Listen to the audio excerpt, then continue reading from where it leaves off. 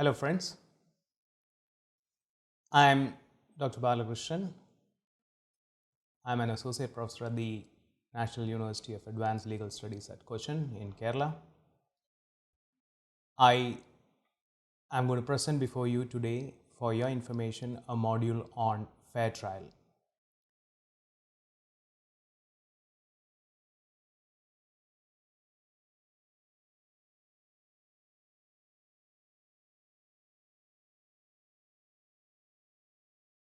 The concept of fair trial is a very encompassing one, and what we need to be looking at is the different facets as such, which includes the different aspects of fair trial. At the outset, let me be very clear that the meaning and scope of this particular phrase, fair trial, is very, very difficult to fathom because it spreads across both substantive as well as procedural laws. And normally, when we talk about fair trial, we generally start with the aspect of due process, especially because due process has been read into our constitutional scheme into Articles 14 and 21 as a facet of right to life. This basically embodies all aspects of what we generally cover under the concept of rule of law, especially in a democratic society. As I mentioned earlier, when you talk about due process, it's a concept essentially coming from the United States, but which has got a worldwide recognition. And when we talk about due process in the context of fair trial, what we are looking at is the aspect of preserving the public confidence in the administration of justice.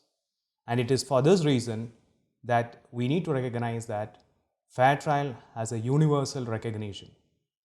If you look at the aspect of fair trial across the globe, there are these principles that are to be followed irrespective of the heinous nature of a crime.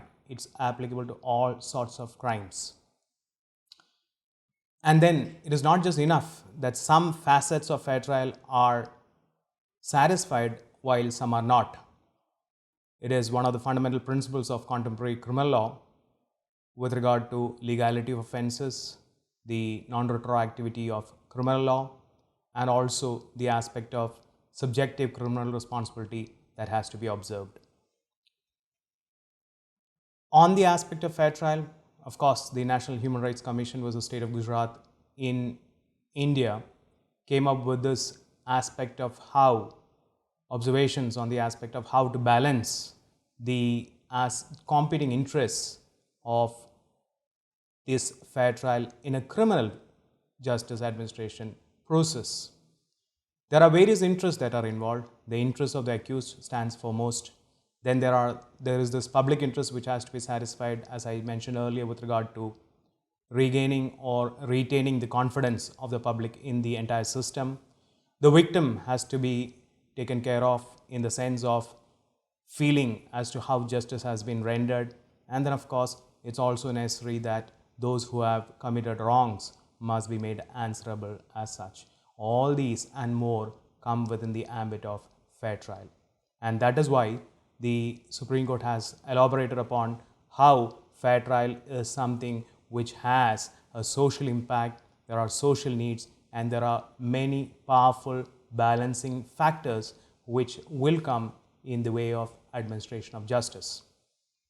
If we attempt to define fair trial, it's going to be very, very difficult because there is no analytical, all-comprehensive or exhaustive definition to refer to as fair trial.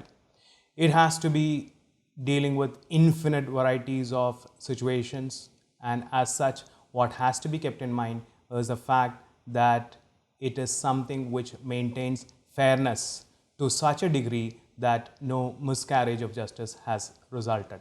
I think that is what can define fair trial, because in different situations it has different connotations. Not just in different situations, there are also instances where fair trial standards differ from country to country, it differs in the very same place in terms of history, it differs in terms of the legal system that is being followed, the type of government that is there, how far religion has a say in the administration of justice, and then of course many other norms that are considered as acceptable to a society. One of the examples that you find is the European experience, where this fair trial concept is considered as an intuitive concept, mainly because of the fact that European Union has so many different systems which are in place, and they are so complex that it's very, very difficult to have a single all-pervasive concept of fair trial which is applicable.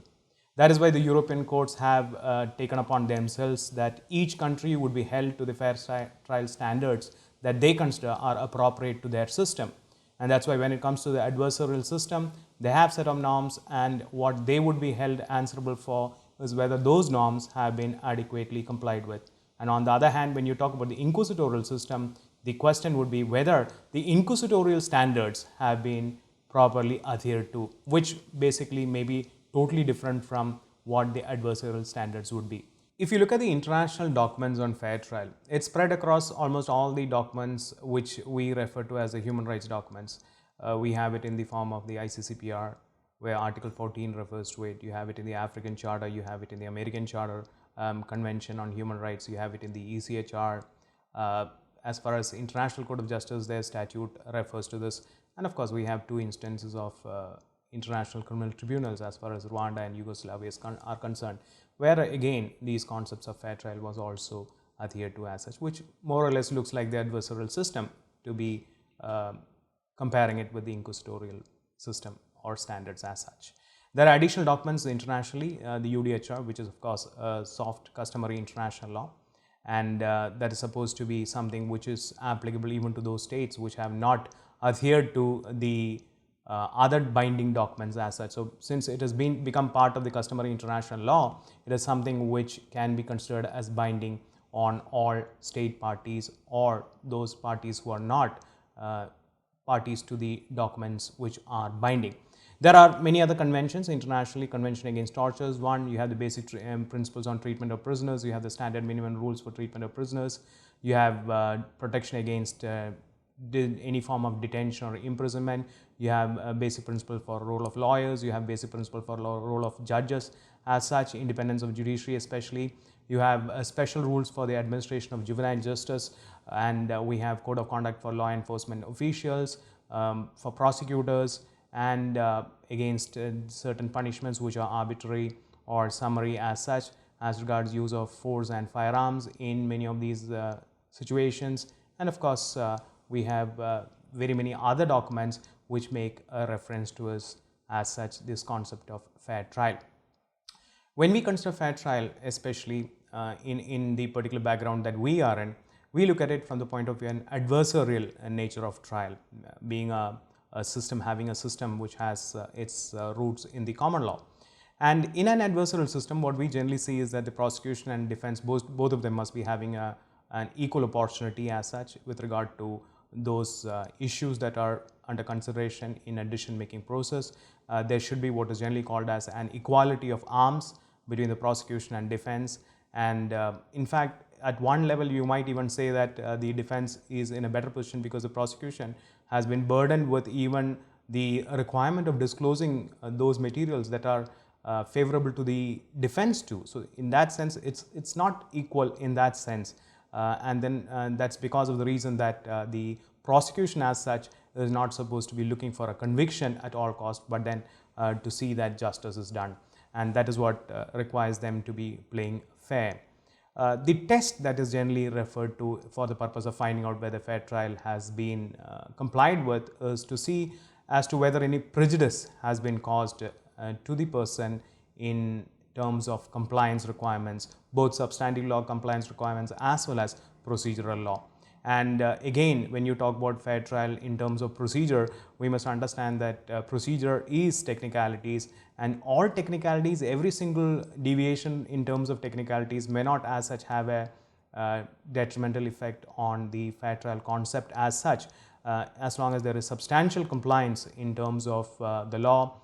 Small mistakes in procedure in terms of how when the errors are inconsequential, etc., omissions, Well, of course, as long as prejudice, especially substantial prejudice, has not been caused, that cannot be treated as something which vitiates the entire process. And that is why when you are talking about judging the question of prejudice, the courts must be acting with a broad vision, and they must look into the substance is what is said, not just the technicalities, and whether the accused has received a substantial fair trial is what the court's assessment should be. But then this is not losing the sight of the fact that procedure, of course, is a handmade procedure, is something which ensures that rule of law sustains.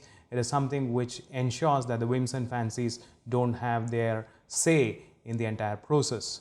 As far as prejudice is concerned, it's very difficult for you or me to give a particular definition to that, give it a particular interpretation as such in criminal jurisprudence, and that is why it has to be seen in terms of what has happened right from the initial stages to the ultimate stage, how that has affected the party's interest, especially the accused's interest as such, in terms of getting a fair trial. Once the accused is able to show that there is serious prejudice, be it of the substantive law or the procedural law, and then he can of course seek a benefit, saying that the fair trial standards have not been met. It may not be possible for us to say with exactitude as to what these standards could be. It has to depend on the facts and circumstances of each case. Having said that, probably we can look at some of those elements that are to be ensured to have a fair trial satisfaction. Equality before the law of all parties is one such thing, and when we discuss parties to criminal justice administration process, we are not just talking about the accused, we are talking about everybody having an access to courts, having access to tribunals, having access to the criminal justice administration system. And when we talk about prejudice, again, we are not talking about prejudice against the accused alone, but that must be understood as something which is to be assessed in terms of witnesses, in terms of victims, along with what could be the interest of the accused. One another facet of fair trial is the right to have your dispute heard by a competent, independent and impartial tribunal. Now, when we talk about a competent tribunal, we are talking about a tribunal which has the capacity to come up with a binding decision. And these judges, and wherever juries are there, we don't have them as of now, but for those systems where juries are there, both the judges as well as juries must be independent and impartial. Now, it's not just the courts of law that you are talking about in terms of requirement to comply with the federal standards, but then it is also required for military tribunals, religious courts. Some countries have religious courts, and there are some countries where traditional courts are there. For example, the African Charter makes a specific reference to traditional courts also being asked to comply with the federal standards as such.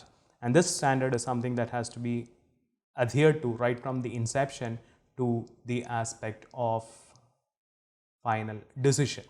One another aspect that must be kept in mind is with regard to how during a trial there should not be any unnecessary interference. Now, this unnecessary interference is something which may impact the prosecution side, which may impact the public interest, or which may impact the accused. We generally hear about it in terms of what impact it has on the accused, but then there are different various other effects also that it might have. When we talk about impartiality, that again requires a kind of balancing that has to be done between what we have as the accused right to get a fair trial, the victim's right to ensure that a trial is fair to get him justice, the witnesses having a fair role to be played in the entire process. And in all these cases, one of the major debates has been with regard to media access to trials, whether that affects the impartiality or the independence of the decision making process, and that has been a debated subject as such. The right of the accused in a fair trial by an independent and impartial tribunal is unqualified, and that is why sometimes media is something which has to be brought within certain limits as far as their rights are concerned in deciding whether fair trial standards would be violated or not. But then there's also something which has to be understood in the context of a public hearing, which again is a facet of fair trial. A public hearing requires that the entire process is open to the public scrutiny, which ensures that fairness is there right from the beginning till the end. And the presence of media to that extent ensures that kind of transparency being communicated to the public at large as such. And that is why there are different standards that are to be applied in assessing as to whether a public hearing has to be ensured at all cost, or there are instances where a public hearing may be deviated from, and that has to be on the basis of principles of necessity and proportionality that we talk about in terms of deciding when a public hearing as such may be avoided. There are different grounds that may be insisted upon for avoiding a public hearing. They may be in terms of morals, in terms of public order, in terms of national security, in terms of private lives of parties, privacy as such, and of course public interest may sometimes require that proceedings are conducted in camera in certain circumstances. And publicity as such may be detrimental, as I mentioned earlier, to different parties who are there. Another facet of fair trial is the presumption of innocence. And when we talk about presumption of innocence in a criminal justice administration, of course, we are talking about the burden of proof being there on the state to prove the case, and the standard being such that it has to prove it beyond all reasonable doubt. And the accused is entitled to all kinds of fairness in terms of both investigation as well as trial, and the conviction, post-conviction stages too. And it should be conducted, the entire process must be conducted in a manner which balances the rights of the citizen under Articles 19 and 21 of the Constitution on the one hand, and as to how the state's police power is there to ensure the maintenance of administration as such. Another facet would be privilege against self-incrimination, a constitutional right as such, as we all know, and this can extend to the testimony of the accused in the court in terms of compelling him to produce evidences, allowing evidences to be collected, material evidences to be collected, legal compulsions to answer questions, inferences, especially adverse inferences being drawn from his silence. There may be coercions of different kinds, including psychological coercion as such to answer questions, and confessing guilt, etc. All these are in terms of self-incrimination violations as such. The reliability of scientific evidence has been in the news off and on in terms of whether that can be used and how far it can be used, and if at all it is used, what is its evidentiary value, to which stage of the entire proceedings must it be confined, and what safeguards must be in place in order to ensure that the fair trial rights of the accused are not violated as such. The constitutional rights as such must be put at a pedestal which is much higher than when the other rights that a particular accused may have in terms of statutory provision. The equality of arms as such, as mentioned earlier, is something which ensures minimum guarantees, especially for the accused, that he be informed of the particular accusations that are against him so that he can put up an effective defense. It is also necessary that the charges must be specific against him. It requires procedural equality as such in terms of presenting one's case, in terms of maintaining the adversarial nature of the proceedings, in terms of being able to instruct his counsel, having a counsel first of all, instructing him effectively, and having adequate time and facilities to come up with a proper defense preparation as such. And basically, when we talk about the right of counsel, you must understand that the right of counsel is an effective counsel that we talk about. And this assistance of legal counsel is something which is of paramount importance for us to uphold the rule of law. And this counsel, as I said earlier, must be a competent one, and where the particular person is unable to come up with a counsel of his own, of course, the state is obligated, constitutionally speaking, to provide him with a particular counsel which will ensure that the fair trial standards are adhered to. Speedy trial has been repeatedly considered as an aspect of fair trial. Hearing without undue delay is a facet of fair trial.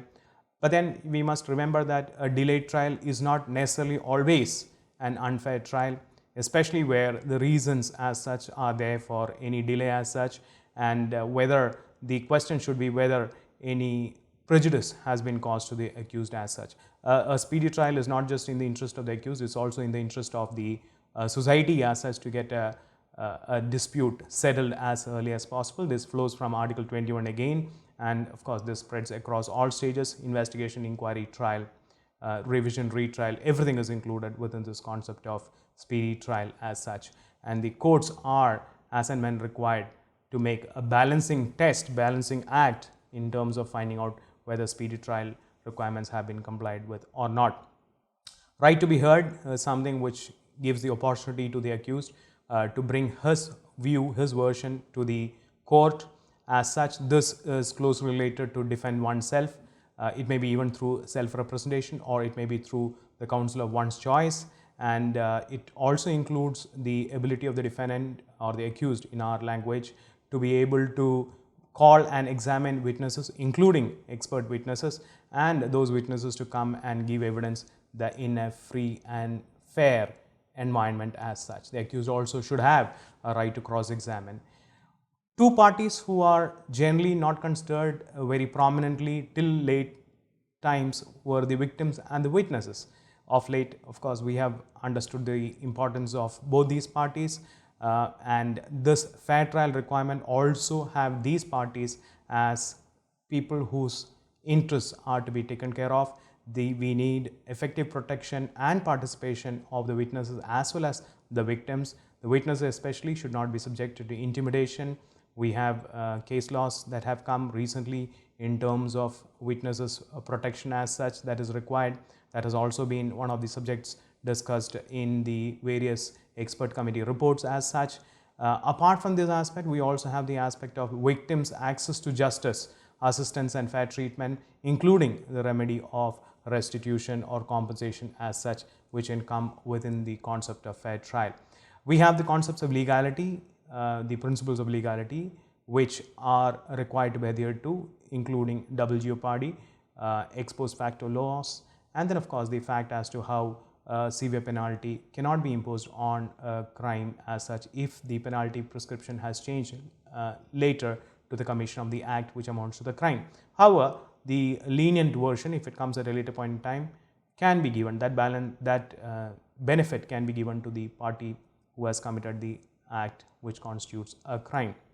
Consistency in sentencing and also the consideration of mitigating and aggravating circumstances are something which have to be absorbed into the criminal justice administration process in order to ensure fairness. Post conviction, the punishment or the treatment that is given should not be cruel, inhuman or degrading, and it is the duty of the court to uphold the due process whenever a statute prima facie looks like invading the same.